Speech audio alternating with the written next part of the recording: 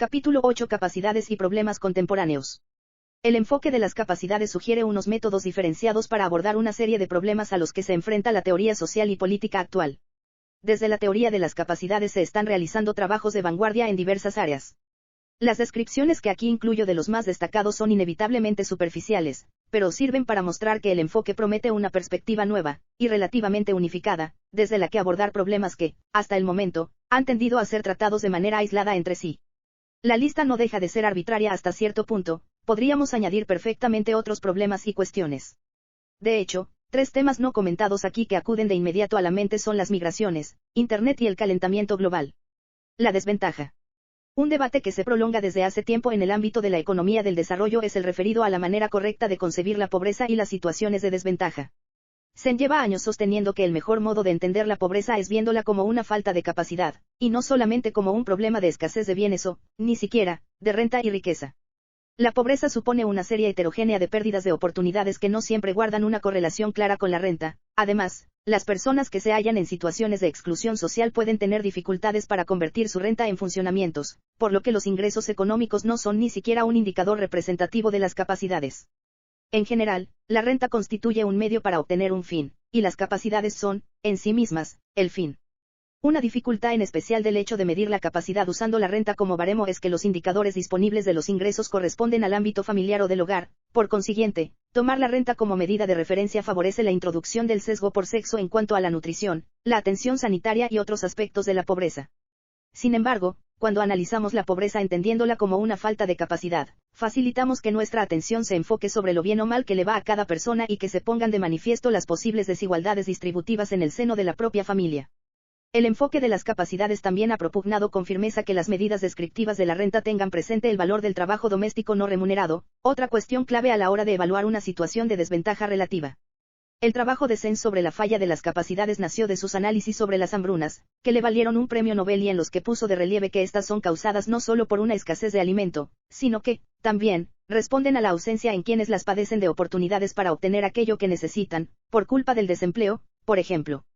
Su remedio, por consiguiente, no puede consistir únicamente en envíos o donaciones de ayuda humanitaria en forma de comida.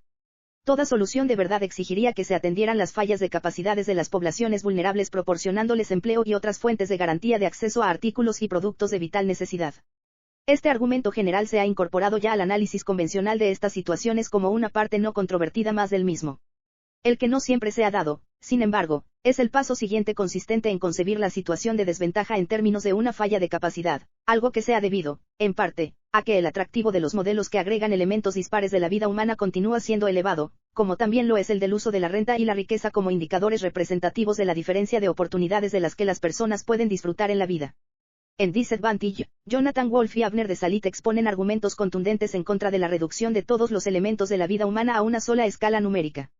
Muestran que todo enfoque que agrega elementos diversos de la vida está condenado a ignorar factores de vital importancia a la hora de describir la situación de colectivos desfavorecidos y de proponer estrategias para mejorar la situación de estos. La desventaja, argumentan, es irreductiblemente plural y sus diferentes aspectos varían en buena medida de manera independiente entre sí y con respecto a la renta y la riqueza. Este argumento está formulado en línea con las tesis de Sen, pero es más detallado y elaborado y, por consiguiente, puede convencer a personas a quienes Sen no ha conseguido persuadir.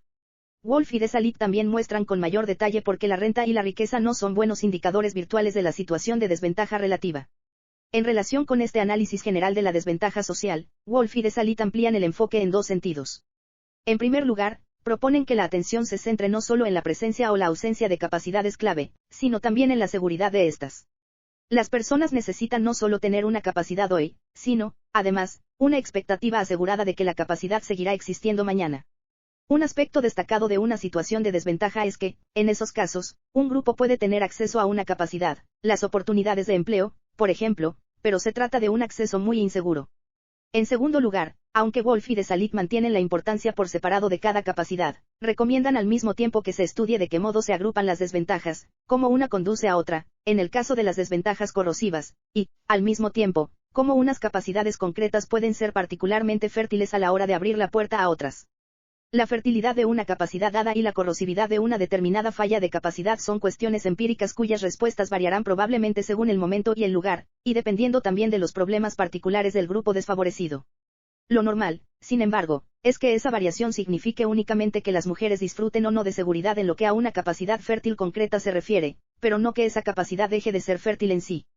Para Basanti y para muchas mujeres pobres, el acceso al crédito es especialmente fértil, pues les abre también acceso al empleo, a la integridad física y a la participación política. Tal vez pensemos que el crédito no es tan importante para mujeres con una preparación educativa más completa y un historial de empleo formal, pues éstas podrían tener menos de qué preocuparse en ese terreno, pero lo cierto es que el crédito es una cuestión primordial para muchas personas de sexo femenino, sobre todo, al término de un matrimonio en el que la esposa no haya tenido un empleo en el mercado laboral propiamente dicho. De lo que podemos estar seguros es de que la violencia doméstica es corrosiva en todo el mundo y de que pocas mujeres, si es que hay alguna, disfrutan de una seguridad total de sus capacidades en ese sentido.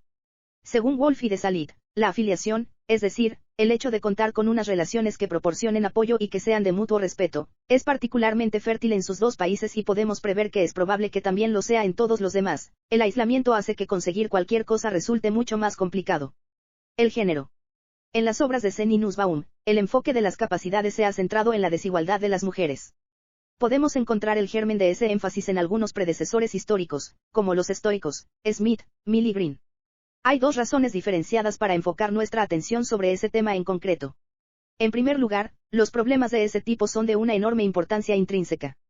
Las mujeres padecen desigualdad en muchos terrenos y en todo el mundo, y eso supone un desajuste descomunal en el apartado de la justicia. También es un problema de desarrollo, pues la negación de oportunidades a las mujeres frena el avance de la productividad de muchas naciones. En segundo lugar, estos problemas constituyen una especie de prueba de fuego teórica, pues ilustran muy a las claras por qué los enfoques convencionales en materia de desarrollo, como el del PIB o los de corte utilitarista, son inadecuados y por qué el de las capacidades funciona mejor. Desde el punto de vista de la filosofía, el examen de estos problemas evidencia ciertas deficiencias de partes de la tradición liberal clásica, que ha tendido a concebir la familia como un elemento perteneciente a una esfera privada, situada fuera del alcance de la justicia social. Como bien señaló John Stuart Mill en su momento, esa concepción era una incoherencia dentro del propio liberalismo clásico y no una conclusión natural de este, pues en el núcleo mismo del liberalismo está el compromiso con la igualdad de libertad y de oportunidades para todos y todas.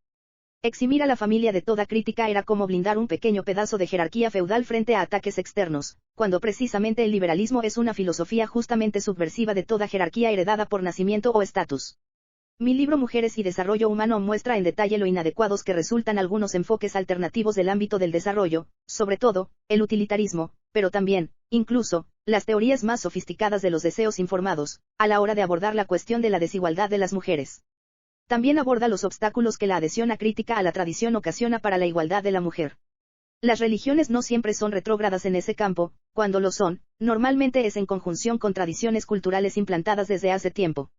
Aún así, y dado que la religión es un ámbito de la vida que merece la protección y el interés del Estado, esta suele ser fuente de dilemas de difícil solución, ya que puede plantear ciertas exigencias que chocan con las que se derivan de la igualdad sexual. En el libro expongo una propuesta teórica para la resolución de tales dilemas argumentando, como en Libertad de Conciencia, que debe facilitarse un espacio amplio para el libre ejercicio de la religión e, incluso, para las acomodaciones, por motivos religiosos, pero que la protección de las capacidades centrales debe ser considerada siempre un interés estatal de orden superior, que justifica la imposición de una carga limitadora de la libertad de ejercicio religioso. La Constitución india, por ejemplo, prohíbe terminantemente un aspecto central de la religión hindú tradicional como es el de la intocabilidad. Algunas personas pueden vivir esto como una carga para la práctica de su culto o confesión, pero, como el propio Gandhi sostenía, dicha carga está sobradamente justificada por el interés que el Estado tiene en erradicar la discriminación. En Estados Unidos, la Universidad Bob Jones perdió sus exenciones fiscales por prohibir las parejas interraciales en su comunidad académica. El Tribunal Supremo estadounidense argumentó que un interés estatal de orden superior como es el de la erradicación del racismo, justificaba la imposición de una carga financiera a ese grupo evangélico. En el ámbito de la privacidad familiar, se presentan también dilemas parecidos. Aunque neguemos que exista plano alguno de la vida humana que sea verdaderamente privado, en el sentido de que sea inmune a la regulación legal, debemos admitir de todos modos que las vidas humanas libres precisan de ciertos espacios para la protección de la asociación íntima y de la toma de decisiones parentales con respecto a los hijos. Algunas cuestiones son, o deberían ser, fáciles de dirimir. Todos deberíamos estar de acuerdo en que la violencia doméstica y los abusos sexuales infantiles han de ser implacablemente perseguidos por el Estado. Podemos admitir también que debe ilegalizarse el matrimonio infantil y que la necesidad de consentimiento marital previo debe estar debidamente protegida. Asimismo, podemos convenir que la educación primaria y secundaria obligatoria es una importante vía de limitación de la autonomía de los padres por parte del Estado, pues, por ejemplo, suprime la opción que estos pudieran tener de usar a una hija o un hijo de corta edad como mano de obra asalariada. Es probable también que coincidamos en aceptar que la educación debe servir para enseñar a las niñas una amplia gama de habilidades y debe facilitarles opciones de salida de los roles tradicionales, y que debería inculcarles su igualdad plena como ciudadanas, además de las habilidades necesarias para una actividad política efectiva. Otras áreas de libertad son ya más difíciles de dilucidar, por ejemplo, la flexibilidad que cabe conceder a los padres para que opten si lo desean por la educación en casa de sus hijos, algo que puede impedir que a estos se les transmita debidamente un mensaje de igualdad. En la India, el apoyo gubernamental a las organizaciones de mujeres que desafían los roles tradicionales y transmiten un mensaje de autonomía e igualdad parece sobradamente justificado por la importancia política de capacidades como la de la razón práctica y la de la afiliación, tanto en el plano de la amistad como en el de la participación política. Mi trabajo, aún en proceso, sobre la orientación sexual está estrechamente ligado a la idea de las capacidades humanas, sobre todo, cuando pensamos en los diversos modos en los que la discriminación por orientación sexual expresa un estigma y refuerza la impresión de que ciertas personas no son del todo iguales a las demás. Pensar en la orientación sexual a través del prisma de la lista completa de capacidades nos insta a buscar políticas que no solo sean equitativas en el plano formal, tratando de manera similar a personas que son similares, sino que vayan más al fondo del problema, que ataquen las raíces de la jerarquía y la estigmatización, y que erradiquen aquellas normas y disposiciones que puedan conferir una especie de sello de aprobación estatal a tales fuentes de desigualdad. En su momento, muchos creían que las leyes contra el mestizaje eran formalmente equitativas, porque trataban a ambas razas de forma similar. Las personas negras no podían casarse con personas blancas, ni las blancas con personas negras. Pero el Tribunal Supremo de Estados Unidos entendió que esa legislación infunde un mensaje de estigmatización e inferioridad. También lo inspiran las leyes que prohíben los matrimonios entre personas del mismo sexo. Hay voces que defienden a veces estas normas por entender que se trata de ejercicios legítimos del poder estatal para regular el matrimonio, en una línea muy parecida a la seguida por quienes desde los estados defendían en su momento las mencionadas leyes antimestizaje frente a la intervención del gobierno federal. Pero unas y otras leyes son injustas en un sentido muy similar, pues ambas transmiten un mensaje de estigma e inferioridad. Tampoco es suficiente el remedio de las uniones civiles. Si los estados hubieran ofrecido en su momento unas uniones transraciales, como categoría legal separada, pero negando igualmente el matrimonio a las parejas interraciales, es obvio que tal figura, lejos de poner fin a la estigmatización y a la jerarquía, no habría hecho más que reforzarlas. La discapacidad, el envejecimiento y la importancia de la atención asistencial. Un problema de justicia apremiante que las sociedades modernas no han hecho más que empezar a abordar es el de cómo fomentar las capacidades de personas que padecen alguna de las muy variadas discapacidades físicas y mentales que pueden afectarnos. La inclusión de tales individuos en la misma base de igualdad de respeto que los demás requiere de un cambio no solo práctico, sino también teórico. Del mismo modo que la inclusión plena de las mujeres como sujetos de justicia política exigió que la sociedad se planteara cuestiones sobre la justicia en el seno de la familia, que no se había planteado hasta entonces, únicamente podremos hacer justicia a las reivindicaciones de las personas con discapacidades si ponemos en entredicho una idea muy fundamental del liberalismo clásico, como es la de que el fin y la razón de ser de la cooperación social es la ventaja mutua o recíproca de los individuos, concibiendo tal ventaja en términos económicos estrictos. La idea misma del contrato social evoca y se erige sobre tal ficción y, por ese motivo, las teorías de la tradición contractualista han tenido siempre que relegar el problema de la discapacidad a un punto introducido a posteriori en la estructura teórica, una vez diseñadas ya las instituciones básicas de la sociedad. Pero lo cierto es que las personas con discapacidades son unos iguales que han de ser tenidos en cuenta desde el principio a la hora de diseñar cualquier sistema de cooperación social.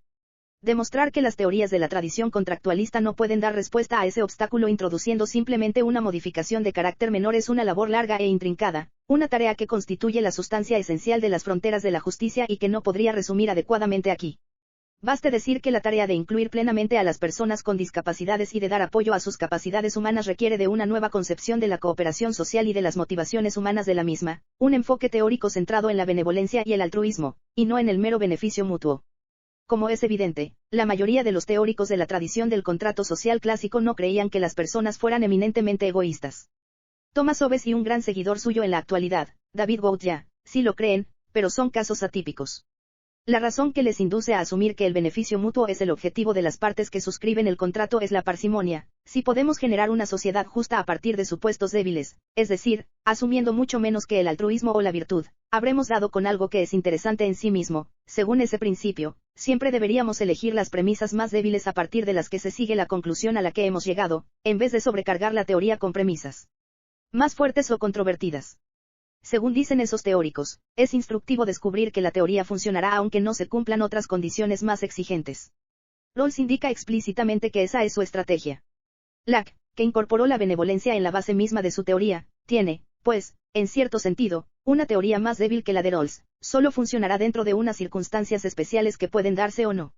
Mi teoría regresa en realidad a ese punto de partida más rico de Locke, porque creo que necesitamos alcanzar una conclusión que incluya y apoye adecuadamente a las personas con discapacidades. Cabe admitir que el uso de unas premisas más fuertes y controvertidas, como la condición de que exista un grado moderado de sociabilidad y altruismo, supone una presión adicional para la teoría, que tiene así que demostrar no solo que puede seguir siendo válida en una nación de personas reales, sino también que cuenta con mecanismos para educar a las personas para que éstas respondan bien a sus condiciones y exigencias. Mi actual atención a las cuestiones de la motivación y la emoción políticas es consecuencia natural de dicha presión. La de la discapacidad es una cuestión muy amplia, pues los problemas cognitivos y físicos que las personas con discapacidades padecen a lo largo de sus vidas son similares en grado y forma a las insuficiencias físicas y psíquicas que los seres humanos, normales, experimentan a medida que envejecen. Dado el aumento del número de personas que viven hasta edades más avanzadas, todos los países terminarán enfrentándose a un problema creciente de discapacidad. A veces, toda una vida de una persona discapacitada es más breve que el periodo durante el que un adulto, normal, vive aquejado por un problema de invalidez de algún tipo. Así pues, el de la discapacidad es, repito, un ámbito sumamente extenso que afecta a prácticamente todas las familias de todas las sociedades. Uno de los aspectos de ese problema es el de cómo apoyar las capacidades de las personas con discapacidades sobre la base de la igualdad de respeto, qué apoyo social y económico, qué formas de ajuste laboral, qué derechos civiles y políticos se necesitarían para tratar a esas personas exactamente como iguales. Todo un ámbito de estudios académicos se centra actualmente en dar respuesta a ese conjunto de preguntas. El otro aspecto clave es el del trabajo relacionado con el cuidado o la atención asistencial. La discapacidad, como la infancia, requiere de una gran inversión humana en asistencia. En la actualidad, buena parte de esas labores son desempeñadas por mujeres que, en una gran proporción al menos, las realizan sin obtener remuneración alguna por ello, como si tal trabajo fuese el resultado natural del cariño o del amor. El esfuerzo dedicado a la ayuda a personas dependientes se convierte así en una importante fuente de desigualdad por razón de género, ya que las mujeres ven dificultado su desempeño en otros ámbitos de la vida por culpa de las tareas que se encuentran obligadas a realizar en el hogar. La solución a ese problema presenta varios aspectos distintos. La esfera pública tiene que sufragar las bajas laborales por motivos familiares y médicos, así como la asistencia doméstica a personas dependientes, y los planes de salud nacionales tienen que hallar un modo razonable de abordar la políticamente espinosa cuestión de la atención asistencial al final de la vida. Los empleadores tienen que admitir más flexibilidad en el lugar de trabajo y reconocer las obligaciones que tanto a mujeres como a hombres se les plantean en sus propias casas. Hay que abordar sin miedos posibilidades como los horarios flexibles, el teletrabajo y otras formas de ajuste. Por último, debe desarrollarse también una mayor reciprocidad entre las mujeres y los hombres. La sociedad necesita, asimismo, unas nuevas concepciones de la masculinidad para las que, por ejemplo, lavar el cuerpo de una madre o un padre de avanzada edad no sea juzgado algo impropio de hombres. La educación. La importancia de la educación ha sido un elemento central del enfoque de las capacidades desde sus comienzos. La educación, en las escuelas, en la familia o en los programas de desarrollo tanto para niños como para adultos gestionados por organizaciones no gubernamentales, forma las aptitudes ya existentes en las personas y las transforma en capacidades internas desarrolladas de muchas clases. Esta formación es valiosa en sí misma, pero también es una fuente de satisfacción para toda la vida. Ejerce asimismo una función capital para el desarrollo y la ejercitación de otras muchas capacidades humanas. Es, pues, un funcionamiento fértil, de suma importancia para abordar los problemas de la desventaja y la desigualdad. Las personas que han recibido una educación, aunque solo sea básica, disfrutan de opciones mucho mejores de empleo, de participación política y de interacción productiva con otras personas en la sociedad, tanto a nivel local como nacional e, incluso, global.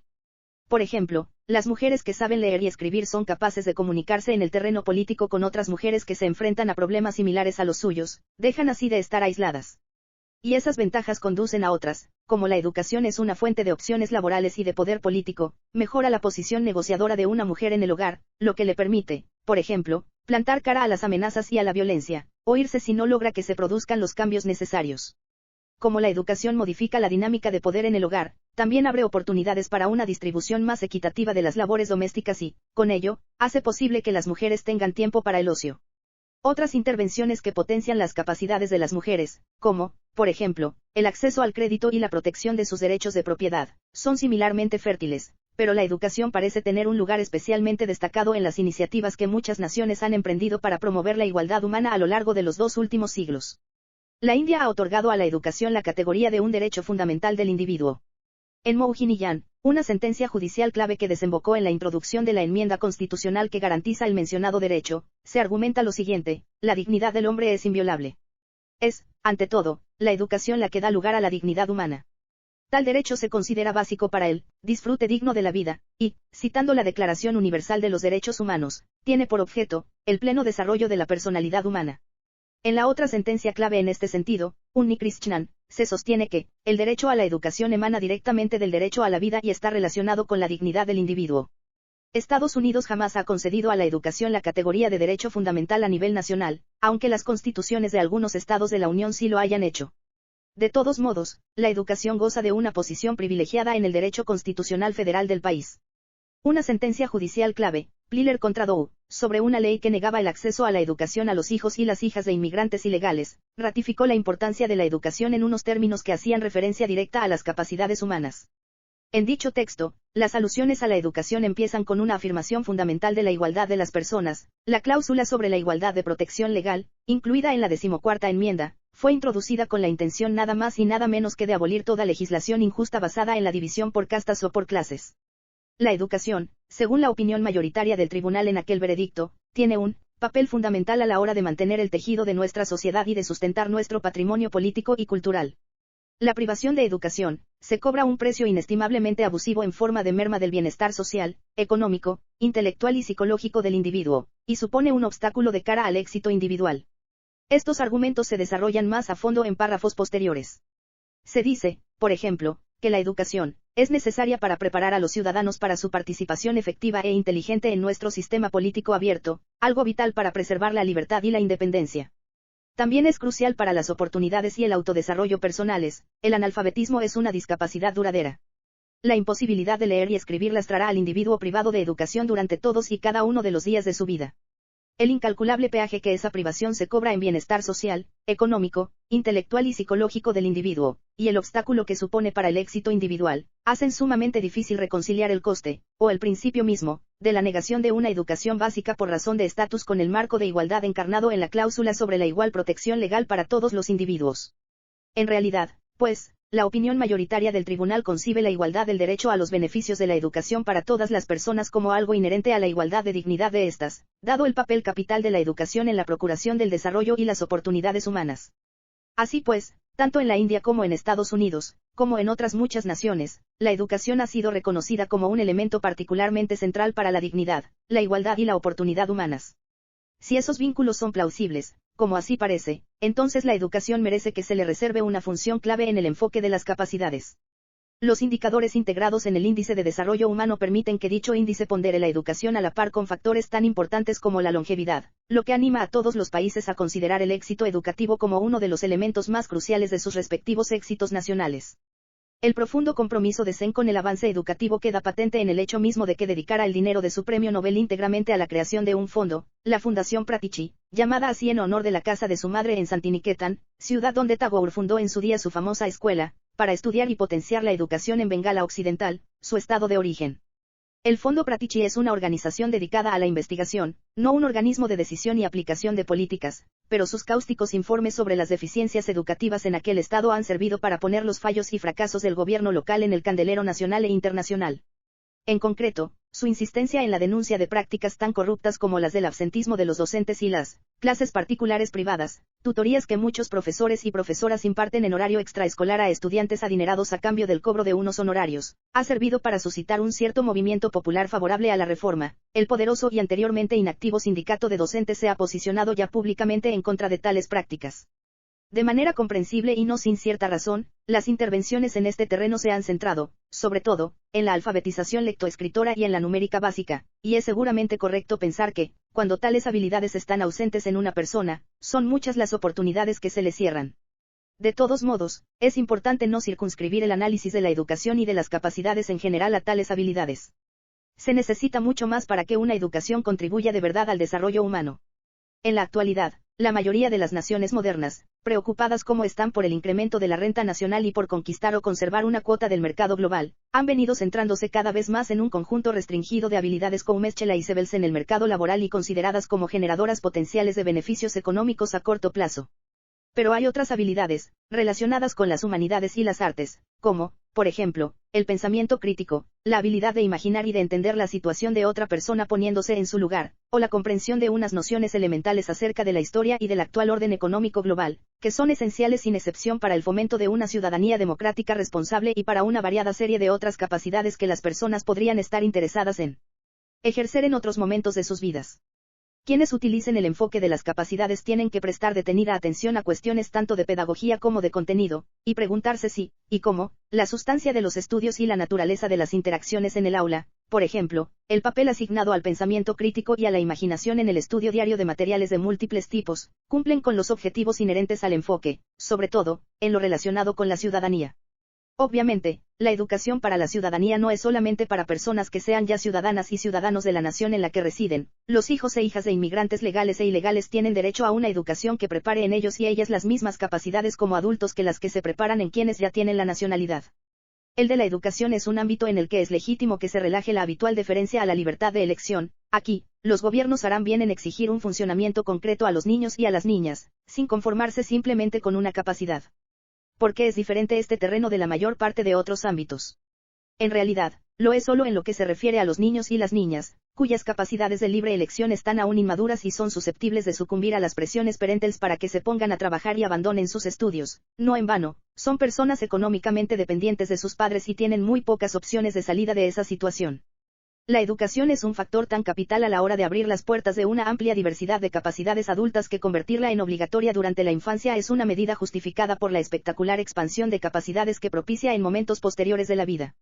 En lo que a los niños y las niñas respecta, pues, el compromiso del Estado con las capacidades futuras de sus ciudadanos y ciudadanas, unido a su destacado interés en contar con una ciudadanía informada y capaz, justifica un enfoque gubernamental agresivo que convierta la educación primaria y secundaria en obligatoria, al menos, hasta los 16 años de edad, y que propicie amplios apoyos y estímulos a la educación superior. Los niños y las niñas reciben también un trato asimétrico en ámbitos como la salud y la integridad física. Deberíamos ser menos tolerantes con la inhibición de la acción pública ante la elección individual, o parental, en esos casos que en los de personas adultas. Sin embargo, en el caso de la educación de personas adultas que quieren ampliar su formación, la persuasión es el enfoque correcto. Para que una educación sea buena, debe ser sensible al contexto, la historia y las circunstancias culturales y económicas. Gran parte del buen trabajo realizado en este terreno, como, por ejemplo, el que lleva a cabo la Fundación Pratici, debe mantener, pues, una elevada atención a los detalles y el énfasis en los temas locales. De todos modos, el fin de crear jóvenes personas adultas que sean libres para afrontar la vida como quieran dentro de una amplia variedad de vías y formas ha sido objeto de estudio en todo el mundo durante cientos de años, y no han sido pocos los destacados teóricos de la educación de muchos países distintos que han mantenido consultas mutuas al respecto en diversos momentos, como Rabindranath Tagore en la India con María Montessori en Italia y Leonard Elmhirst en Gran Bretaña, por ejemplo. Así que no es irrazonable pensar que un diálogo transcultural, tanto en este capítulo en particular como en el enfoque de las capacidades en general, acabe produciendo unos principios generales que puedan ser luego implementados de forma flexible en cada nación y región. Los derechos de los animales. Todo enfoque basado en la idea de la promoción de unas capacidades se ve tarde o temprano en la tesitura de tomar una decisión fundamental, de quiénes son las capacidades que verdaderamente importan. Casi todos los proponentes del enfoque sostienen que todos los seres humanos cuentan, y que todos cuentan como iguales. Pero, a partir de ahí, 5 son las posturas básicas que se pueden adoptar. 1. Solo las capacidades humanas cuentan como fines en sí mismas, aunque otras capacidades pueden resultar ser instrumentalmente valiosas en la promoción de las humanas. 2. Las capacidades humanas son el punto de atención primordial, pero como las personas forman relaciones con criaturas no humanas, estas pueden ser incorporadas también dentro del objetivo general que se pretende promover, no solo como medios, sino como miembros de unas relaciones intrínsecamente valiosas. 3. Las capacidades de todas las criaturas sensibles cuentan como fines en sí mismas y todos estos seres deberían adquirir un nivel mínimo de tales capacidades establecido por encima de unos determinados umbrales. 4. Deberían contar todas las capacidades de los organismos vivos sin excepción, incluidos los vegetales, pero concebidos como entes individuales, no como partes de ecosistemas. 5. Se descarta el individualismo de las opciones 1 a 4, las que cuentan son las capacidades de los sistemas, de los ecosistemas, en concreto, pero también de las especies, considerados como fines en sí mismos. Entre quienes se interesan por el enfoque de las capacidades, podemos encontrar a personas que adoptan cualquiera de esas 5 posturas, unas posturas que, con el tiempo, deberían ser objeto de un serio y animado debate. Sen no ha presentado un posicionamiento general a propósito de esa temática, aunque le interesan el bienestar animal y la calidad medioambiental. En Mujeres y Desarrollo Humano, yo opté por la postura número 2. Las relaciones con otras especies y con el mundo de la naturaleza constituyen una capacidad humana, pero en dicha capacidad los otros entes no tienen una importancia meramente instrumental, pues también son importantes como elementos que forman parte de las mencionadas relaciones. Esta postura significaba un incómodo punto intermedio entre la número 1, defendida por muchas personas preocupadas sobre todo por el sufrimiento humano, y otras como la 3 o la 4, defendidas por otras muchas que centran también su interés en el bien de otras criaturas. En las fronteras de la justicia, sin embargo, defiendo la postura número 3, al menos en lo que atañe a la justicia social. Allí sostengo que la idea de justicia social está inherentemente ligada, cuando menos, a una cierta capacidad sensitiva, la capacidad de sentir dolor, sobre todo, y a unas ciertas capacidades añadidas de conación y de agencia. A mí me parece que la idea de cometer una injusticia con un animal tiene intuitivamente sentido de un modo muy similar a como lo tiene la idea de cometer una injusticia con un ser humano. Tanto el primero como el segundo pueden experimentar un dolor y un daño, y ambos están intentando vivir y actuar, proyectos ambos que pueden verse así indebidamente frustrados. La noción de justicia está conceptualmente ligada a la idea de daño sufrido y de frustración, o así lo creo yo. Parece pues extraño, al menos, para mí, sugerir que un árbol pueda sufrir una injusticia, aunque, desde luego, puede haber otras razones morales implicadas, o razones de índole no moral, que hacen que dañar un árbol esté mal. Por similares motivos, un ecosistema no es un sujeto que experimente sensaciones y tampoco tiene un proyecto de vida ni un elemento conativo, por lo que resulta extraño sugerir que un ecosistema sufre una injusticia, aun cuando sí pueda sufrir múltiples tipos de daño y puedan existir razones, morales y no morales, intelectuales, científicas, económicas, que nos empujen a preocuparnos por tales daños. Estas intuiciones son difíciles de expresar en un conjunto articulado de ideas, por lo que solo el tiempo y el debate que se vaya desarrollando en torno al tema permitirán ir trazando un mapa conceptual y teórico más claro de este complicado terreno.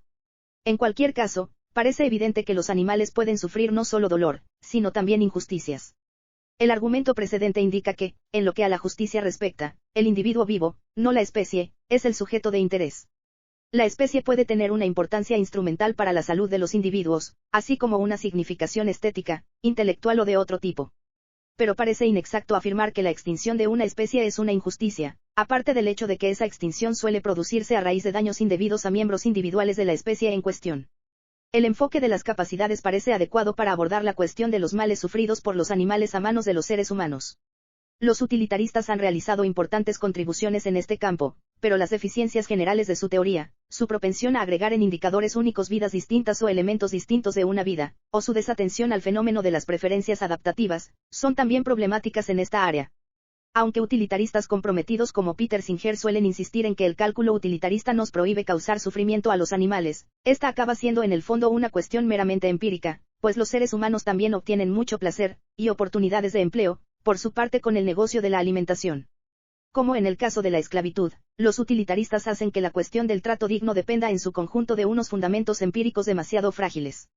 De lo que no hay duda, desde luego, es de que la teoría permitiría que se practicara una crueldad horrenda con un reducido número de animales en aras del bienestar humano.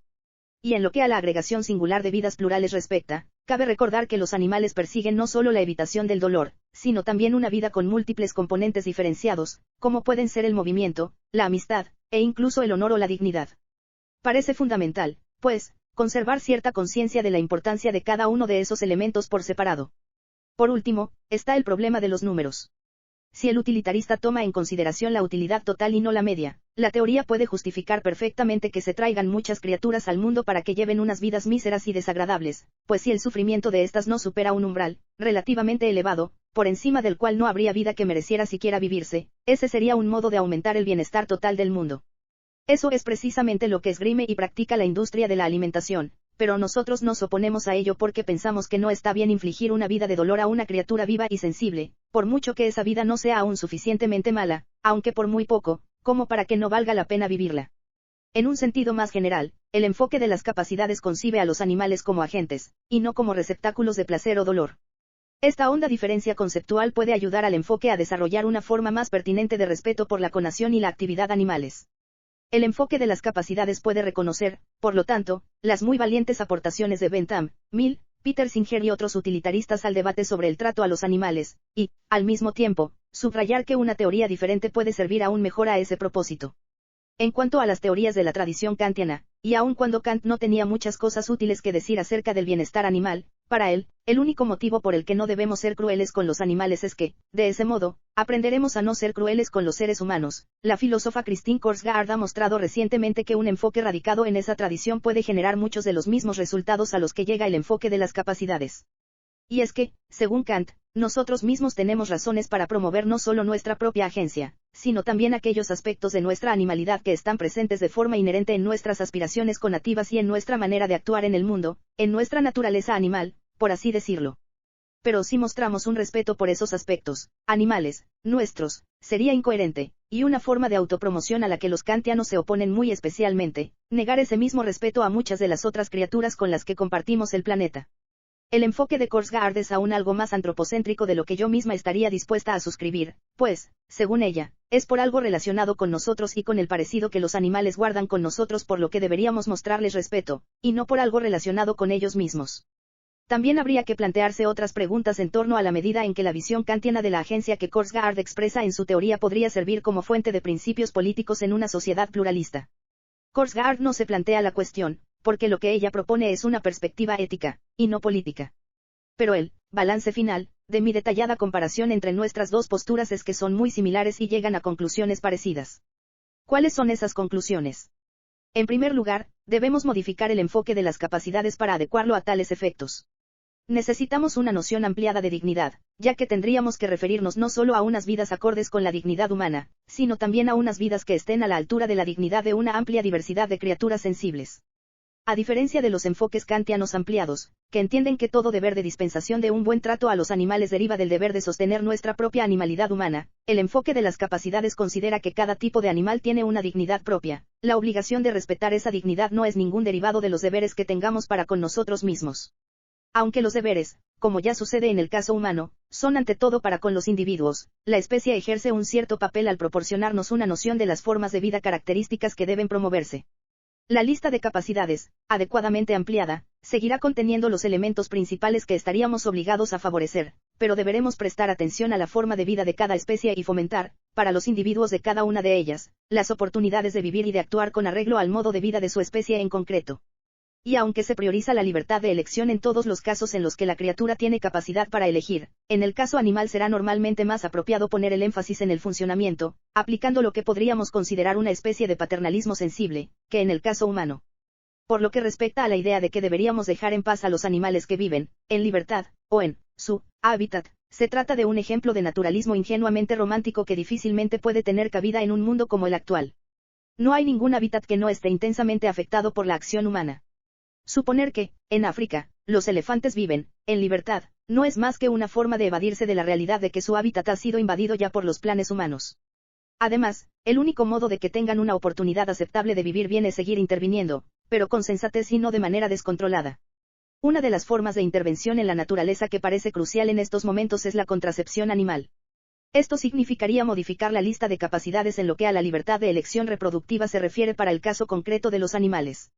Y es que, aunque la protección de los hábitats debe ser una prioridad de primer orden, ni siquiera los hábitats actuales, aún bien protegidos, pueden sostener las poblaciones animales en aumento. La alternativa a la contracepción, la introducción de especies predadoras, parece mucho peor desde el punto de vista de las capacidades animales que la contracepción forzada. La principal conclusión de mi enfoque es que todos los animales tienen derecho a un mínimo nivel umbral de oportunidad para vivir una vida característica de su especie. Que eso signifique una moratoria total del sacrificio de animales para el consumo alimentario humano es ya mucho suponer y constituye materia para el debate. De hecho, tanto Bentham como Singer han negado que signifique tal cosa. El sacrificio indoloro de un animal perteneciente a una especie cuyos miembros no tienen planes que se proyecten hacia el futuro tal vez no sea un daño en sí mismo, depende de cuál sea nuestra concepción del daño que supone la muerte. De ahí que algunos autores y autoras firmemente comprometidos con el bienestar animal estén dispuestos a contemplar la posibilidad de tales sacrificios indoloros siempre y cuando el animal haya tenido una vida aceptable y en buenas condiciones. En cualquier caso, este es un punto abierto para futuros debates adicionales. Lo que no es susceptible de debate es el hecho de que el sector de la producción industrial de alimentos provoca grandes injusticias a las que debería ponerse fin, como también deberían terminar la caza y la pesca deportivas, las prácticas crueles relacionadas con las pruebas de nuevos productos y el daño innecesario que se pueda causar a animales en la investigación. En cuanto a los estudios que utilizan sujetos animales y que son actualmente necesarios para mejorar las vidas tanto de los animales como de las personas, deberíamos decir lo mismo sobre ellos de lo que dijimos anteriormente a propósito de los conflictos trágicos. Nos enfrentamos a una elección entre dos males y lo que debemos hacer en ese caso es avanzar tan rápido como sea posible hacia un estado del mundo en el que ya no tengamos que afrontar semejante elección. Deberíamos tratar, pues, de hallar otros modos de realizar esa misma investigación, a través de simulaciones informáticas, por ejemplo. Hoy en día, ya se está desarrollando carne artificial, hay incluso hamburguesas que ya no son de origen vegetal, sino que están hechas con carne sintetizada a partir de células madre. Este también podría ser un factor que contribuyera considerablemente a avanzar hacia un mundo más justo. La calidad medioambiental. Sea cual sea la postura que los proponentes del enfoque de las capacidades adoptemos entre las 5 opciones expuestas más arriba, todos estaremos de acuerdo en que la calidad del medio ambiente desempeña un papel evidente en nuestra perspectiva. No hace falta ir más allá siquiera de la postura número 1 para reconocer y argumentar que la calidad del entorno natural y la salud de los ecosistemas son cruciales para el bienestar humano. Esto es aún más cierto, si cabe, cuando en nuestra concepción de dicho bienestar humano incluimos los compromisos con las generaciones futuras. Esta última y crucial cuestión ha sido abordada de forma extensa en la teoría política liberal, por ejemplo, en la obra de Rawls, pero el enfoque de las capacidades no ha tratado todavía el tema de un modo suficientemente exhaustivo. Clarificar cómo contar los intereses de las generaciones humanas subsiguientes es de la mayor importancia para los trabajos futuros que se desarrollen desde este enfoque si pretendemos que éste ejerza un papel mínimamente serio en el ámbito del debate medioambiental, sobre todo, porque la cuestión de contar y descontar ha sido muy bien explorada y analizada en estudios sobre riesgo e incertidumbre, así como en otros ámbitos relacionados de la economía medioambiental. La calidad ambiental sería importante incluso aunque nuestra única meta fuese la de apoyar las capacidades de las personas que viven en la actualidad, pero el argumento se vuelve mucho más imperioso aún cuando se toma en consideración, de uno u otro modo, a las generaciones futuras. Es fundamental, pues, que determinemos un modo correcto de proceder con tal toma en consideración. He ahí un reto para futuros usuarios y analistas de nuestro enfoque. Un trabajo reciente y muy relevante de Breena Holland ha mostrado que, ante las cuestiones de la calidad y la sostenibilidad medioambientales, el enfoque de las capacidades tiene una serie de ventajas bien definidas sobre otras perspectivas que cuentan con especial predicamento en la economía medioambiental actual, ventajas que se deben, en buena medida, a que favorece la toma en consideración desagregada de una amplia variedad de efectos sobre diferentes aspectos de las vidas humanas. Así, por ejemplo, es importante considerar de forma separada las consecuencias para la salud y las repercusiones sobre la economía, pues cuando el foco se centra con cierta estrechez de miras en el crecimiento económico se puede propiciar la elección de políticas que contribuyan a reducir en alguna medida el estado de salud medio. El de Holland es un enfoque puramente antropocéntrico que trata la calidad ambiental como un elemento instrumental para la calidad de la vida humana, no porque ella crea necesariamente que ese es un enfoque totalmente correcto, sino porque, en el contexto del debate público, resulta útil mostrar que se pueden generar conclusiones muy fuertes a partir de premisas que son inicialmente débiles y poco controvertidas y que, por ello, se supone que serán más fácilmente aceptadas por la mayoría de la población. Si nos situamos en el extremo opuesto del espectro de enfoques posibles, no cuesta mucho comprender que una postura que trate los ecosistemas como fines en sí mismos, separados de los individuos que hay en ellos, podría generar conclusiones también fuertes con respecto a la protección medioambiental. Pocas son, sin embargo, las personas que suscriben tales posturas, por lo que no es probable que los argumentos de esa clase tengan un impacto ostensible en la elección de políticas. Yo misma rechazo esas posturas porque creo que los individuos sensibles, animales y humanos, tienen un valor por sí mismos y no como partes de un sistema que los engloba, y que esos sistemas globales son valiosos por su papel como sostenes de las vidas individuales. Estoy convencida de que, con el tiempo, mediante argumentos que pongan de relieve el sufrimiento de los animales y el valor de sus vidas, será posible que muchas personas se vayan desplazando hacia la parte central de ese espectro y que esto dé lugar a un consenso entrecruzado, en torno a la visión de que las capacidades animales importan por sí mismas. Ese consenso, sin embargo, no existe en la actualidad. Por consiguiente, y dado que la acción dirigida a proteger el medio ambiente no es algo en lo que nos podamos permitir mayores demoras, es importante que se desarrollen posturas antropocéntricas como la de Holland con la máxima eficacia. En cualquier caso, hay más teóricos y teóricas de las capacidades que están también llevando a cabo un muy buen trabajo de exploración de toda una gama de posturas diferentes al respecto. La cuestión de la calidad medioambiental está estrechamente ligada a la del control demográfico. Este tema ocupa un primer plano en la obra de Zen desde hace ya algún tiempo. Se rechaza las alarmantes predicciones de los malthusianos, según las cuales estamos abocados a una inminente catástrofe alimentaria. Pero sí se manifiesta a favor del lanzamiento de iniciativas de gran alcance dirigidas a frenar el crecimiento de la población. Este ámbito de la política pública se interseca con el núcleo teórico del enfoque de las capacidades, porque muchas voces proponentes del control demográfico han sido también partidarias de implantar estrategias coercitivas que reducen drásticamente la libertad humana para elegir. China y la India, esta última, en tiempos del gobierno de Indira Gandhi, apostaron agresivamente por esa vía. Estamos en este caso ante un dilema trágico, más, en el que la vida y la salud se contraponen al mantenimiento de unos ámbitos de libertad de elección. Sin duda que eso sea así, porque dice estar, provisionalmente, convencido por las pruebas que parecen mostrar que el empoderamiento de las mujeres, proporcionado por la educación, las opciones de empleo, el crédito y otras medidas similares, es más eficaz a la hora de reducir las cifras de población que las estrategias coactivas. En cualquier caso, incluso en el supuesto de que las estrategias constrictivas tuvieran una efectividad similar, la valía intrínseca de la libertad misma debería decantar nuestra elección por la vía del modelo del empoderamiento. Se señala, por ejemplo, que el Estado indio de Kerala ha gestionado el control de población con gran eficacia recurriendo a iniciativas educativas y empoderadoras, y que ese modelo es, probablemente, más eficiente que el modelo chino, amén de éticamente superior. El derecho constitucional y la estructura política. Desde el momento en que sostenemos que ciertas capacidades tienen una importancia central para la idea de una vida humanamente digna y en que aceptamos una concepción según la cual la tarea de la estructura básica de la sociedad, es decir, de sus principios políticos fundamentales y de la estructura institucional que los encarna, consiste en procurar, al menos, un nivel mínimo de esas capacidades centrales, es natural que nos preguntemos cómo puede una estructura política asegurar de verdad tales niveles de capacidad. En sus obras y escritos sobre el enfoque de las capacidades, Sen hace escasas referencias a la legislación y a las estructuras institucionales de una democracia, aunque da a entender algunas direcciones evidentes que podrían seguir las políticas gubernamentales. En mi trabajo, centrado como ha estado siempre en la cuestión del mínimo de justicia social aceptable, las estructuras legal y política han ocupado un lugar preeminente desde el principio. Yo concibo precisamente la teoría de las capacidades centrales y de los umbrales de capacidad como una fuente de principios políticos reducibles en un conjunto de instituciones políticas mínimamente justas.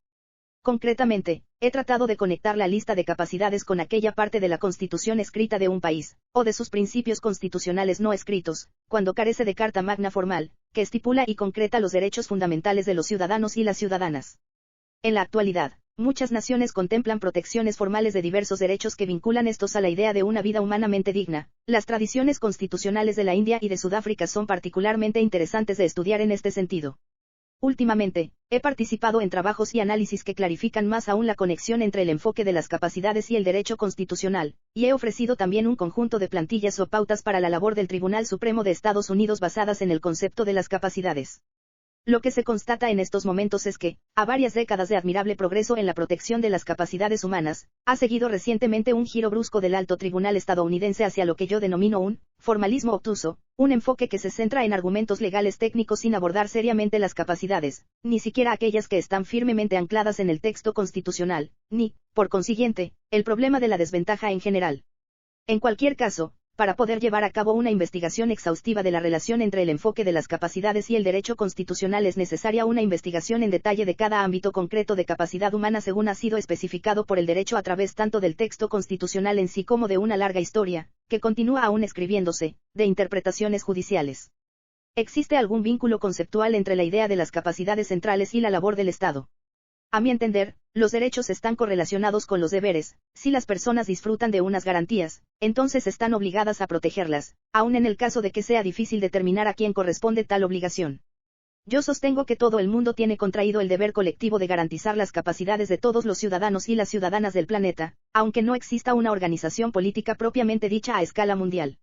Cómo asignar los deberes a grupos e individuos concretos es una cuestión complicada que precisa además de cooperación teórica interdisciplinar, pues tanto la historia como la ciencia política tienen cosas significativas que decir a propósito de un posible cambio de las estructuras globales. De hecho, la dificultad es máxima en el plano del contexto mundial, donde carecemos tanto de un Estado global como de buenos motivos para pensar que deberíamos tenerlo. En ese nivel, pues, muchas de las obligaciones de protección de las capacidades humanas están asignadas a las naciones ya existentes, pero algunas corresponden también a las ONG, a las grandes empresas, a las organizaciones internacionales y hasta a los individuos. En ese sentido, podemos decir que los deberes son más éticos que políticos, no precisan de un mecanismo estatal que vigile su aplicación y cumplimiento para que sean moralmente vinculantes. Pese a todo, los derechos, o las capacidades centrales, no guardan relación conceptual alguna con la acción de los gobiernos. Pero una larga tradición, que se inició en Occidente con Aristóteles, si no antes, Ha sostenido a lo largo de los siglos que una de las tareas clave de un Estado, y una de las razones de la existencia de éste, es la de asegurar los derechos más fundamentales de su población. La Declaración de Independencia estadounidense, escrita a modo de recapitulación de una dilatada tradición de argumentos en ese sentido, proclama que, para garantizar estos derechos se instituyen entre los hombres los gobiernos, que derivan sus poderes legítimos del consentimiento de los gobernados, y todo gobierno que no logre proteger esas garantías básicas habrá fracasado en el cumplimiento de su tarea más esencial. Si una capacidad merece estar realmente en la lista de las fundamentales, los estados tienen el deber de protegerla y garantizarla, usando la ley y las políticas públicas para tal fin. Ahora bien, el contexto mundial es único y singular porque no cuenta con un estado general que lo abarque en su totalidad y, por consiguiente, que pueda ser considerado injusto si no cumple como debe esa mencionada tarea, lo cual no impide afirmar con razón que la estructura colectiva de las instituciones de ámbito mundial ha generado injusticias y que, por lo tanto, debería cambiarse. Cuando pensamos en estados-nación concretos, sin embargo, sí que es apropiado por nuestra parte preguntarnos si han protegido las capacidades centrales de sus poblaciones respectivas. Si no lo han hecho, no son ni siquiera mínimamente justos. Sen se resiste a admitir una conexión conceptual entre capacidades y estados citando ejemplos de capacidades, derechos, que no deberían contar con respaldo legal, como el derecho de un familiar a ser consultado en todas las decisiones de la familia. Sobre este ejemplo yo argumentaría del modo siguiente, o bien esa conducta viene exigida por un determinado concepto de la vida humanamente digna, o bien no lo está. Si lo está, entonces debería hacerse cumplir con respaldo legal, de igual modo que implantamos prohibiciones legales contra los abusos infantiles y la violencia doméstica. Si no lo está, entonces no pertenece a la lista de las capacidades centrales o los derechos humanos.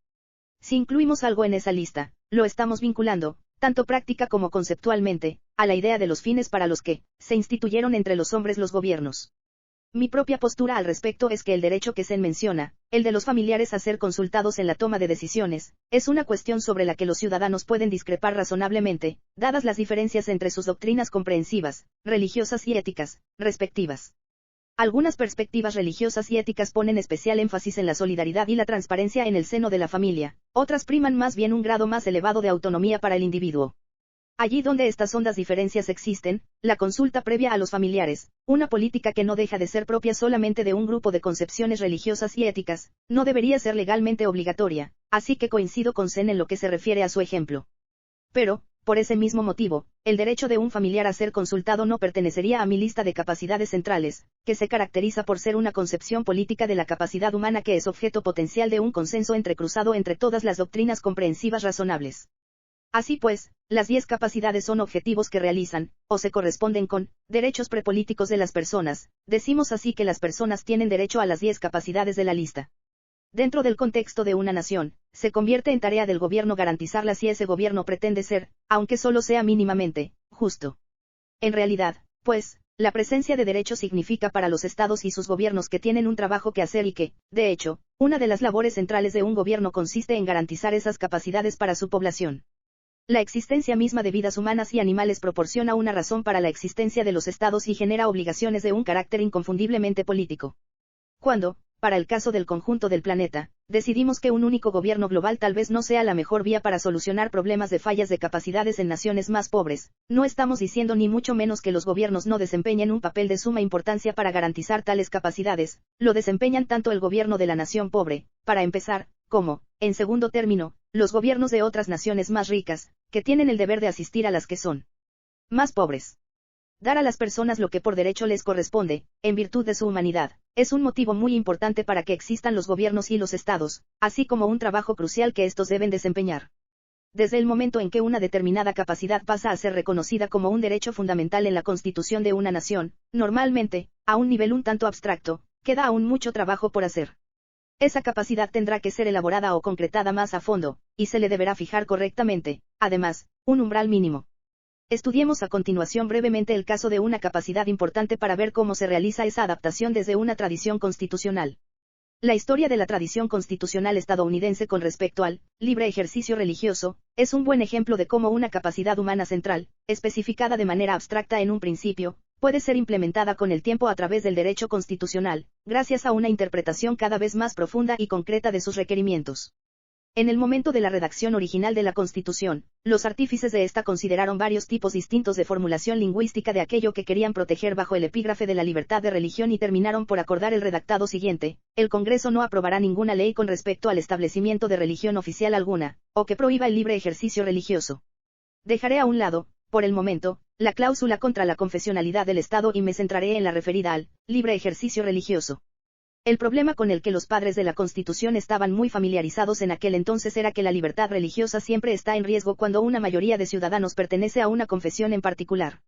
En esos casos, es probable que se transgredan tanto las creencias como las prácticas de las minorías, maliciosamente, a veces, pero también por simple descuido o falta de atención, como sucede cuando una mayoría selecciona el domingo como festivo semanal oficial e ignora así las dificultades que esto ocasiona a quienes tienen el sábado como día santo, o cuando una mayoría aprueba leyes que instauran el servicio militar obligatorio ignorando el hecho de que algunas religiones imponen el pacifismo a sus creyentes, o cuando una mayoría permite que el alcohol, asociado con ciertos ritos cristianos, continúe siendo legal, pero restringe el consumo de drogas alucinógenas insensible al hecho de que éstas son parte importante del ritual de ciertas religiones minoritarias. En tales casos, la idea de libre ejercicio debe ser interpretada en un sentido muy amplio, lo que significa no solo que deberán derogarse aquellas leyes que penalicen a determinadas personas por sus creencias y prácticas religiosas, sino también que habrá que prestar atención al problema del nivel desigual de libertad, es decir, a aquellas cargas especiales que las minorías soportan por el hecho de profesar opciones minoritarias. Como hasta el siglo XX no se consideró que la cláusula sobre la libertad de práctica religiosa afectara a las acciones de los gobiernos locales y estatales, precisamente, los encargados de la mayor parte de acciones relevantes en ese tema, son relativamente pocas las sentencias del primer periodo constitucional estadounidense dedicadas a interpretar el sentido y la aplicación de la cláusula, pero disponemos, eso sí, de sobradas pruebas, tomadas de las constituciones de los estados y de sus historias respectivas de jurisprudencia sobre el tema, de la amplia aceptación con la que contaba ya por entonces la idea de la acomodación, por motivos religiosos. Dicha idea significa que, cuando una ley de aplicación general para todos y todas impone una carga especial sobre un credo o una práctica religiosa minoritaria, la minoría en cuestión puede tener una dispensa del cumplimiento de dicha norma siempre y cuando no exista un interés estatal de orden superior que lo impida. Por ejemplo, cuando las políticas referidas a la ordenación de días laborables o hábiles imponen una carga especial a personas cuyo día santo semanal no es el de la mayoría de la población, se requiere al Estado o gobierno en cuestión que introduzca los ajustes necesarios para reducir o eliminar tal carga. Las políticas relacionadas con el consumo de drogas, por ejemplo, con el uso de alucinógenos entre los nativos americanos y en otras religiones, también parecen suscitar en los jueces la necesidad de dictar exenciones particulares al cumplimiento de leyes generales, aunque sigue existiendo cierta disputa en torno a esa cuestión.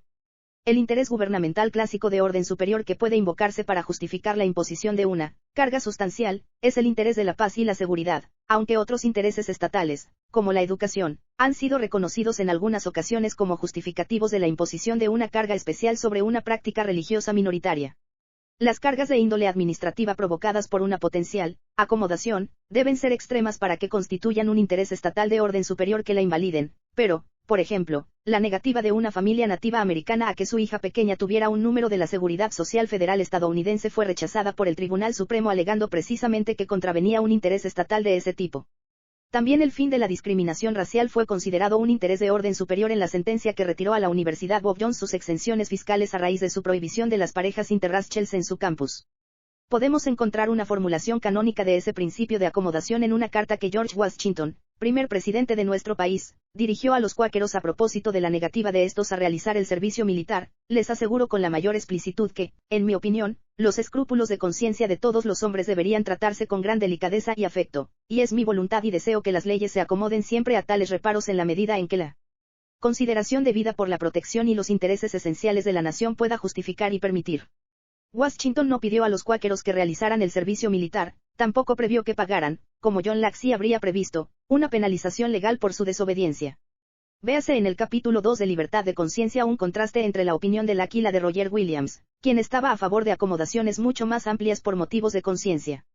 A mediados del siglo XX, esta idea general empezó a transformarse en el marco legal que hoy usamos para entender lo que significa implementar esa capacidad fundamental de un modo que respete la igual valía y dignidad de todos los ciudadanos y ciudadanas. Edel Sherbert era una buena trabajadora de una fábrica textil de Carolina del Sur. En la década de 1950, su jefe añadió una sexta jornada a la semana laboral de su plantilla y el sábado fue el día elegido, ya que casi todos sus trabajadores y trabajadoras eran cristianos. La señora Sherbert, sin embargo, Era una adventista del séptimo día para quien el sábado es el día santo de la semana, y no tenía opción de encontrar otro trabajo mejor, porque todos los empleadores de su zona tenían semanas laborales similares. Como era de esperar, ninguno optó por cerrar las puertas los sábados y abrir los domingos. Así que ella tuvo que quedarse en paro. Presentó entonces una solicitud a la administración de su estado, Carolina del Sur, para percibir el subsidio de desempleo, pero este le fue denegado por entender que ella había rechazado un trabajo adecuado. A partir de ahí, optó por acudir a los tribunales alegando que la política del Estado en materia de desempleo vulneraba su libre ejercicio religioso.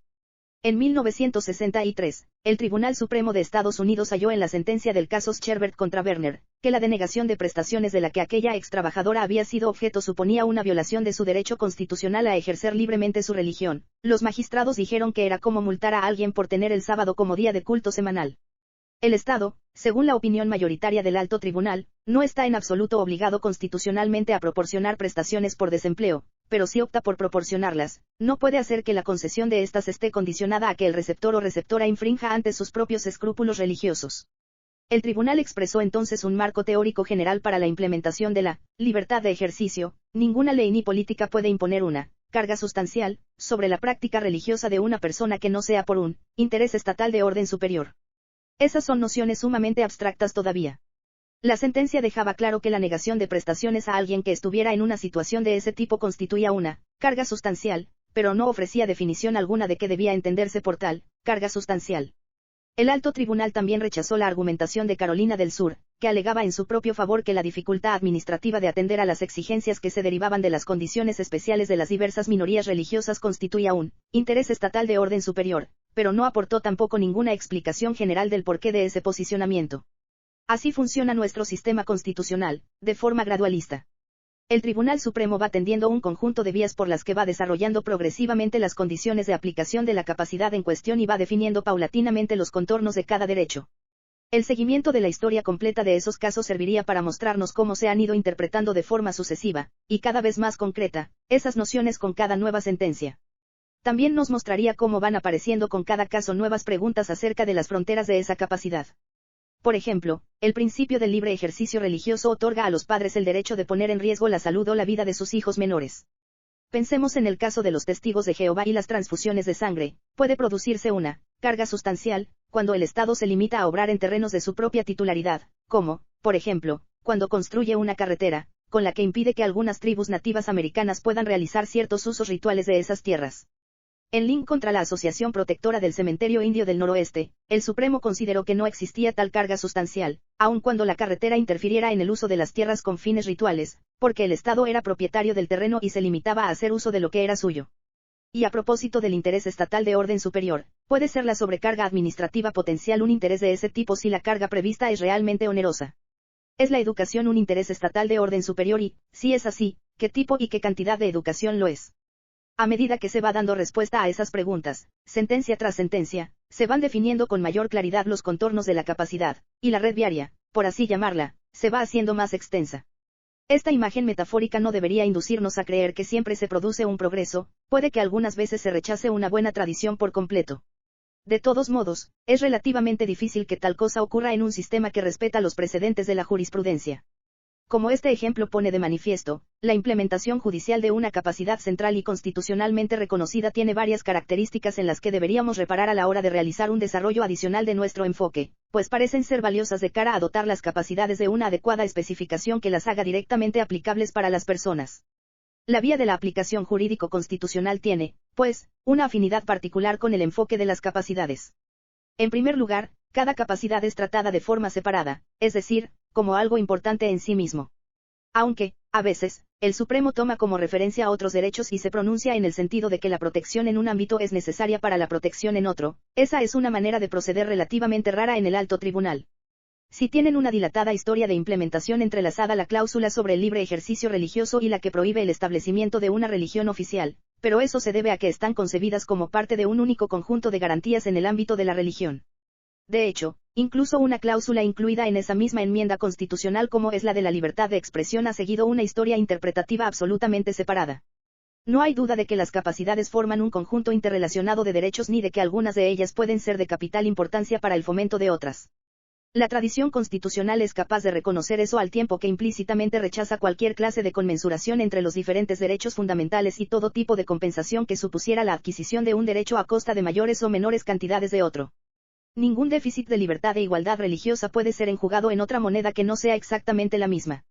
George Washington no les dijo a los cuáqueros, os haremos servir en el ejército, pero os daremos también una generosa compensación económica por ello. En el pueblo contra Phillips, a un sacerdote católico que se negó, bajo juramento, a facilitar información de la que había sido hecho partícipe en secreto de confesión no se le dijo, facilítenosla y le compensaremos con un espléndido donativo para su iglesia. Lo que sí se le dijo fue que, los principios benignos y justos, del derecho jamás pondrían a nadie en, el horrible dilema, de tener que elegir entre vulnerar sus propios escrúpulos religiosos o ir a prisión, la única vía que le queda a este tribunal, pues, es la de declarar que esta persona no testifique, en absoluto. Y podemos ver por qué, a aquel cura se le estaba pidiendo que fuera en contra de su propia conciencia, por lo que se consideró que tal vulneración de la misma equivalía a abolir el sacramento de la confesión. El problema no hubiera desaparecido aunque el sacerdote, o su iglesia, hubiera recibido un generoso donativo de dinero. No sirve decirle a un creyente, confiese sus secretos a su párroco y quédese tranquilo porque, si tuviera que divulgarlos ante un tribunal, su iglesia recibiría un espléndido donativo económico. El segundo rasgo de la implementación judicial que estos ejemplos nos ilustran es un cauto gradualismo, por el que la labor jurídica va construyendo y acumulando una estructura a lo largo de los años, a medida que las sentencias avanzan o que confirman o profundizan las tesis de otras anteriores. A menudo, los contornos de un derecho especificado en abstracto están muy poco claros en un primer momento. Durante mucho tiempo, por ejemplo, el principio de la libertad de expresión en Estados Unidos se entendía de tal manera que se consideraba que no protegía a los disidentes en tiempos de guerra. Con el paso del tiempo y a medida que surgen nuevos casos y sentencias, vamos comprendiendo mejor qué es aquello que tratamos de proteger, y vamos asentando tal protección sobre bases más firmes. Así es como una idea abstracta como la de umbral pasa a convertirse en el concepto sobre el que se erigen unas definiciones cada vez más específicas dentro tanto del lenguaje constitucional como del lenguaje jurídico interpretativo, carga sustancial, interés estatal de orden superior, que se ha usado para articular aquel. Un tercer rasgo relacionado es el contextualismo de una buena interpretación. Los principios abstractos siempre se materializan en un contexto concreto. Para la correcta adjudicación de los casos referidos a capacidades centrales resulta absolutamente crucial tener un sentido realista de ese contexto y de las oportunidades que brinda en realidad. Los jueces no pueden permitirse el lujo de mantenerse en el nivel de las generalidades ni de refugiarse en un enfoque que sea meramente formalista, negándose a considerar el contenido de cada caso. Tienen que ahondar en la historia y en la realidad social a fin de afrontar la difícil cuestión de si se les ha procurado realmente a las personas la capacidad en cuestión o no. No debemos confundir este contextualismo con una ética situacional, ad hoc que no ofrece guía alguna para el futuro, ni con un pragmatismo desarraigado, pues en la tradición constitucional de la que aquí hablo sí se están implementando unos principios generales. Ahora bien, para implementarlos correctamente debemos comprender cómo obran realmente las personas en los ámbitos concretos de la vida en los que se les abren o se les cierran las oportunidades en cuestión. El contextualismo es un desideratum para todos los enfoques, pero guarda una afinidad particular con el de las capacidades, que siempre ha puesto énfasis en la importancia de examinar la historia de cada persona en su contexto social e histórico para percibir posibles obstáculos a la plena capacidad que permanecerían ocultos de cualquier otro modo. Una cuarta característica de una buena interpretación judicial de un derecho constitucional es que dedique una atención constante al derecho de las minorías a la igualdad de trato. De hecho, en esos casos el papel judicial está correctamente enfocado porque las minorías viven una situación de desventaja en el proceso político mayoritario y, por ello, sus derechos precisan de especial protección jurídica. Difícilmente podríamos imaginarnos a un litigante de la Iglesia presbiteriana o de la episcopaliana reclamando protección de su libre ejercicio religioso en virtud de la primera enmienda. ¿Qué problema podría tener en Estados Unidos alguien de su credo? La mayoría es la que hace las normas y, por eso, son las minorías las que padecen un riesgo desigual de sufrir una carga sustancial. De hecho, algo muy positivo de esta tradición es que, en ocasiones, puede seguirse como si de un seminario sobre comprensión de la situación de las minorías se tratase. En un primer momento, el Tribunal Supremo estadounidense tuvo dificultades para entender cualquier religión que no fuera como el protestantismo, de ahí que a los católicos y a los judíos les fuera relativamente bien, pero que a los nativos americanos y, por supuesto, a los mormones, les fuera relativamente mal. Con el paso del tiempo, sin embargo, la forma misma de la tradición constitucional impone que el alto tribunal considere repetidamente los principios y los argumentos de tradiciones menos familiares, y aprenda cada vez más cosas acerca de lo que constituye una carga en esos casos. La religión nativa americana es mucho mejor comprendida hoy de lo que lo era en los primeros tiempos. La religión de los Amish del orden antiguo, de base comunitaria, recibe actualmente un trato bastante equitativo. Personalmente, mi sentencia favorita es la del caso Swan contra Pac, un litigio originado en Tennessee en torno a una secta que manejaba serpientes venenosas en sus ritos. La cuestión que se dirimía en aquel caso era la de si existía un interés estatal de orden superior en la evitación del peligro que podían entrañar tales animales. En el proceso de respuesta a ese interrogante, el Supremo se entregó incluso a una humilde e interesante disquisición sobre la secta, sobre lo que las serpientes significaban para esta y sobre el lugar central que ocupaban en su culto, así como sobre otros diversos aspectos, y llegó a la conclusión de que se produciría una carga sustancial si se prohibían aquellas serpientes, incluso las más peligrosas.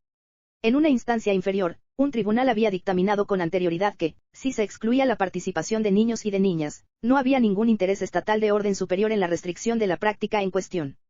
Otra instancia superior, concretamente, el Tribunal Supremo del Estado de Tennessee, falló en sentido contrario, alegando los posibles riesgos para aquellas personas adultas que no hubieran sido adecuadamente informadas del peligro. Pero, aún así, no dejan de ser profunda y gratamente sorprendentes la deferencia y la sensibilidad mostradas ante una minoría tan reducida y atípica.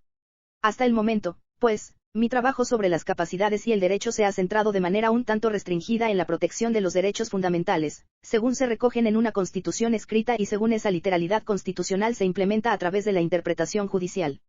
Ese foco de atención no es del todo adecuado, sin embargo, porque presupone, para empezar, la existencia de una estructura política en la que la tarea de la interpretación de los derechos fundamentales ha sido asignada ya al Poder Judicial, y, en segundo lugar, la confianza en que éste desempeñará bien esa labor. Pero las capacidades fundamentales se implementan de otras formas, concretamente, a través de la legislación y de la acción de los organismos administrativos. La voluminosa bibliografía especializada en elección pública ha producido resultados significativos en lo que respecta a cuestiones como el papel de los grupos de interés en la promoción de programas de cambio o en la oposición a estos, y en la función de ciertos elementos clave de la estructura política, los procedimientos de votación, el bicameralismo, el federalismo, incluso el propio control judicial de constitucionalidad, como mecanismos de superación de algunas de las dificultades endémicas de la elección pública, y como generadores de un proceso deliberativo informado por compromisos normativos como los de la igualdad de agencia y la reciprocidad. El trabajo de Sen dentro del marco del enfoque de las capacidades sí ha abordado esa cuestión hasta cierto punto al centrarse en el valor intrínseco e instrumental de la democracia y del debate público. Contra los oponentes que califican de occidental el compromiso con la racionalidad pública, Sen, tanto en su libro India Contemporánea, título original, de Argumente Tivindian, como en India, Democracy and Participation, muestra lo hondamente arraigado que ese compromiso está en las tradiciones indias. Su análisis del extremismo religioso en identidad y violencia identifica también la falta de debate público como una de las fuentes primordiales de la polarización y el conflicto intergrupales, aunque creo que se equivoca al sugerir que la violencia religiosa disminuiría simplemente con que hubiera más debate público, sin antes estipular detalladamente la estructura y la naturaleza de ese debate. De todos modos, Sen no ha ofrecido todavía una teoría pormenorizada del procedimiento democrático que aborde las cuestiones estructurales que acabo de mencionar. Ni siquiera está claro si está a favor del afianzamiento de unos derechos fundamentales con el propósito de situarlos fuera del alcance de las votaciones por mayoría. El empoderamiento de ciudadanos y ciudadanas a través de los procedimientos democráticos es un objetivo compartido por la mayoría de las personas que trabajan en el enfoque de las capacidades, así como una importante característica de este, como puede comprobarse en el énfasis que tanto Sen como yo ponemos en la agencia y en el respeto por las elecciones de las personas. No obstante, en demasiadas ocasiones, la palabra democracia está insuficientemente definida. La mayoría de las democracias contemporáneas tienen reservado un lugar para una serie de derechos afianzados y protegidos del alcance de la regla de la mayoría, y yo misma diría que, si la democracia significa el gobierno del pueblo, ese afianzamiento es un elemento indispensable de toda democracia, pues salvaguarda aspectos fundamentales del autogobierno, como los principios de una persona, un voto, o de la igualdad ante la ley, o del debido proceso, o de la libertad de asociación. Dicho de otro modo, la democracia no debería ser entendida como un mero mayoritarismo. Recordemos que una de las medidas más empoderadoras concebida por una democracia contemporánea ha sido la de la cuota de 1/3 reservada para mujeres en los panchayats, consejos locales, de la India rural. Esa es una medida que alguien podría calificar de antidemocrática en el sentido de que va en contra de la obediencia a la voluntad de las mayorías locales, pues, con frecuencia, sí terminará contraviniendo los deseos de la mayoría. Fue implementada mediante una enmienda constitucional que es vinculante para todos los individuos e instituciones del país. Y, aún así, las mujeres se han visto considerablemente empoderadas gracias a ella. Así pues, la palabra democracia dice poco a este respecto. Se puede estar a favor del empoderamiento y el respeto, y mantener al mismo tiempo una mayor o menor indefinición en torno al modo en que la estructura política debe abordar esas cuestiones. Necesitamos urgentemente plantear el tema de la estructura política y estudiar detenidamente ciertos problemas que ya han sido exhaustivamente analizados por los politólogos y los teóricos de la elección pública, cuestiones como la división de poderes, los procedimientos de votación, el papel de los grupos de interés, los procedimientos que pueden limitar ese papel y otros muchos temas de importancia. Hablar de debate democrático, en ausencia de un depurado análisis estructural, sobre todo, cuando ya existe toda una amplia bibliografía especializada en tales cuestiones, parece un mero gesto de cara a la galería. Parecidamente problemáticas resultan las frecuentes invocaciones de la sociedad civil, antes de que examinemos la relación entre las organizaciones de esa sociedad civil y la igualdad de todos los ciudadanos y ciudadanas, por un lado, y entre dichas organizaciones y las normas constitucionales fundamentales, por otro. Una de las organizaciones de la sociedad civil más poderosas de la historia ha sido la derecha hindú, que usa su inmensa capacidad de movilización para denigrar a los musulmanes. A través del debate público. También los labis son poderosas organizaciones de la sociedad civil que, a menudo, actúan contra el igual empoderamiento de todos los ciudadanos y ciudadanas. Quedan muchas cosas por explicar y definir, ninguno de esos espacios de debate es bueno de por sí. Uno de los grandes retos de futuro para el enfoque de las capacidades es, pues, llevar a cabo una reflexión más sistemática acerca de la estructura política. Esto es algo que, hasta cierto punto, no puede efectuarse haciendo abstracción de la historia y las circunstancias, el nivel educativo del electorado, la probabilidad de que los jueces estén en contacto con las vidas y las opiniones de los electores, etc., de cada nación. Aún así, tanto la bibliografía especializada en elección pública como la dedicada a la democracia deliberativa y participativa nos muestran progresos en algunas cuestiones concretas, y parece importante conectar el enfoque de las capacidades con ese sofisticado corpus analítico. Las capacidades y la psicología humana. Un reto igualmente significativo de cara al futuro es la elaboración de una psicología política, una explicación de las emociones y de otras disposiciones psicológicas que actúan como apoyos e impedimentos de un programa de realización de las capacidades humanas. Es evidente que las personas no crearán un programa tan exigente como ese, que requiere de un gran sacrificio del interés propio personal, si no sienten emociones de compasión ni de solidaridad. La importante investigación llevada a cabo por Daniel Batsen nos ha mostrado que no podemos fiarnos solamente de la compasión, lo que él llama la preocupación empática, porque puede dar fácilmente prioridad a las personas más cercanas a uno mismo o a una misma, pero Batsen nos enseña también con su estudio que la emoción tiene un poder motivacional singular que sería insensato ignorar. Las instituciones poseen una solidez y una imparcialidad que las personas no suelen tener y que perduran más allá de los vaivenes sentimentales momentáneos. Pese a ello, si los sentimientos decaen, las instituciones buenas acabarán por experimentar un cambio. Si la justificación de un conjunto de instituciones políticas consiste en demostrar que pueden ser administradas por personas reales y que pueden ser estables a lo largo del tiempo, esa tarea no está completa sin un análisis de las dimensiones emocionales de la esfera política. No es de extrañar que el tema de la emoción haya sido fundamental para muchos de los grandes teóricos políticos, como Aristóteles, Hobbes, Rousseau, Mill y Rawls. Dicho análisis tendría que contar con dos partes. En primer lugar, debería preguntarse qué sabemos acerca de la psicología humana, en sí, es decir, de aquello que pertenece a la psicología humana propiamente dicha y no ha sido creado por ninguna cultura en particular. Los seres humanos no son ilimitadamente maleables y existen ya estudios psicológicos sobre tendencias humanas generales, a la presión entre iguales, a la deferencia a la autoridad, al miedo y a la indignación, por ejemplo, que cuentan con unas más que robustas credenciales transculturales. Luego, en segundo lugar, tendríamos que obtener el mejor conocimiento posible de cuán maleables son esas tendencias emocionales y de qué intervenciones, en la familia, en la escuela o en otros escenarios sociales, podrían canalizarlas en una dirección tendente al objetivo de hacer efectivas las capacidades centrales para todos los ciudadanos y las ciudadanas del mundo. Mill creía que las personas eran sumamente dúctiles y, por ello, propuso un programa de educación pública dirigido a hacer que los individuos concibieran su propio éxito en la vida unido al de otros individuos, incluidas las personas futuras. Es evidente que Mill exageró el alcance de la maleabilidad humana, pero eso no debería inducirnos a infravalorar el papel de las normas sociales en la modelación de las emociones a cualquier edad. Para aplicar efectivamente el enfoque aquí expuesto, o incluso para justificarlo, necesitamos tener un conocimiento más completo del proceso de desarrollo psicológico y de cómo una serie de influencias sociales moldean las emociones que son relevantes para el ámbito de la política. Parte de esta tarea pasará por comprender bien emociones que sirven de sostén al enfoque de las capacidades, como la compasión y el respeto. Estas no son intrínsecamente fiables, pues las personas suelen sentirlas de un modo restringido y desigual. Por consiguiente, dos de las preguntas que se nos plantean son las de cómo hacer que funcionen como apoyo real para unas políticas basadas en el concepto de la igualdad humana sin despojarlas de su fuerza motivadora, y cómo educar tales emociones sin socavar valores inestimables como los de la libertad de expresión y debate. Otra tarea de grandes proporciones será la consistente en investigar las emociones que subvierten el enfoque de las capacidades, como las diversas formas de odio e indignación, a las que cabría sumar una especie de vergüenza primitiva ante la impotencia propia que, a menudo, empuja a quienes la padecen a avergonzar y estigmatizar a otras personas. Al adentrarnos por la senda marcada por esta línea de trabajo, nos vemos obligados a tomarnos muy en serio las limitaciones impuestas por el ya mencionado compromiso con el liberalismo político. Este nos pide que mostremos respeto por los diversos puntos de vista sobre la vida humana que se hallan presentes en una sociedad pluralista. ¿Cómo? Pues no erigiendo nuestros principios políticos sobre ninguna doctrina metafísica, epistemológica o psicológica que sea motivo de controversia entre los grupos o colectivos que sostienen tales puntos de vista diferentes. Esto no es nada sencillo, pero John Rawls nos ha dado motivos para creer que puede ser factible si se producen versiones políticamente viables de aquellos conceptos, como los de persona, agencia, autonomía u objetividad, que las distintas visiones religiosas y seculares de la vida desarrollan de maneras diferenciadas y divisivas entre sí. Rawls creía que algo parecido podría lograrse con la psicología y, de hecho, pensaba que se debía hacer si se pretendía crear una teoría razonable de la estabilidad política, pero él no lo hizo.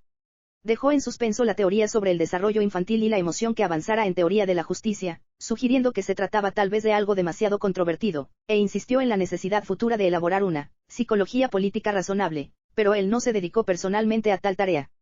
Como Rawls, yo también creo que esa es una labor tan importante como acceder adentro de los confines mismos del liberalismo político. Pero, para llevarla a buen puerto, debemos aprender todo lo posible acerca de los estudios científicos y experimentales sobre la emoción, ya que estos nos proporcionan puntos de observación y datos que serán presumiblemente aceptables desde todas las visiones y perspectivas razonables. La vertiente normativa, la de qué emociones deberíamos fomentar, se deducirá de los principios políticos mismos, que presumiblemente se han convertido ya en objeto de un consenso entrecruzado. Ahora bien, no podemos aprender todo lo que necesitamos saber acerca de los niños, especialmente, de los de muy corta edad, a partir de los datos experimentales sin más. Algunas disciplinas de las humanidades, como la psicología clínica, el psicoanálisis, la historia y la literatura, también nos ayudan a comprender mejor la dinámica de la vida interior de un niño o una niña. Siempre es positivo que esas ideas o intuiciones estén respaldadas por experimentos, como muchas veces es el caso, pero los experimentos no pueden decirnos por sí solos todo lo que necesitamos conocer acerca del miedo, el narcisismo o la vergüenza en las fases tempranas de la vida de una persona.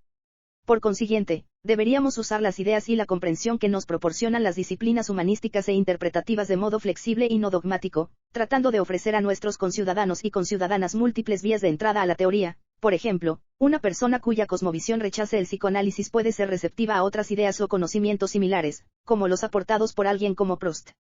Para hablar con propiedad sobre las emociones humanas se requiere experiencia en la vida de las personas, haber leído mucho sobre toda una serie de dificultades humanas, y estar dotados de un grado inusual de intuición y comprensión tanto del sufrimiento como de la alegría.